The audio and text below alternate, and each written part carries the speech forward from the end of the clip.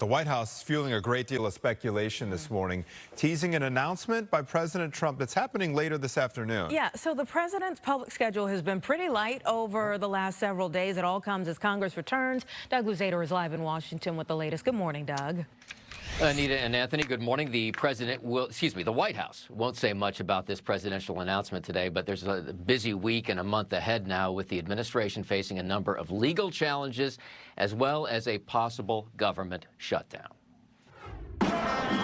There were all manner of Labor Day protests around the country going after the Trump administration on everything from worker rights to immigration enforcement.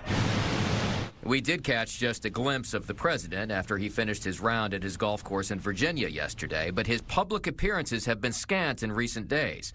Today, though, without providing details, the White House says he has an announcement to make. Where I think it's really going to help is the bottom 50% of wage earners.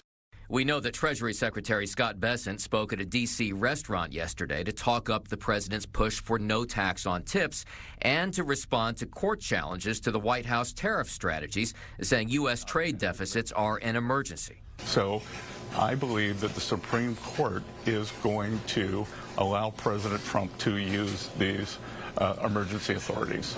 Also brewing, the U.S. response to Russia's refusal to launch peace talks with Ukraine. But there is also a pressing deadline rapidly approaching on Capitol Hill. At the end of the month, there could be a government shutdown unless both parties reach a funding deal, and that is looking less and less likely. Well, it looks like not withholding our votes until we get basic concessions.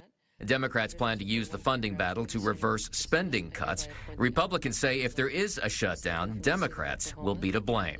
There's no question about that. So let's be very clear about that. Republicans are doing our job. We're making sure that we are going to fund the government.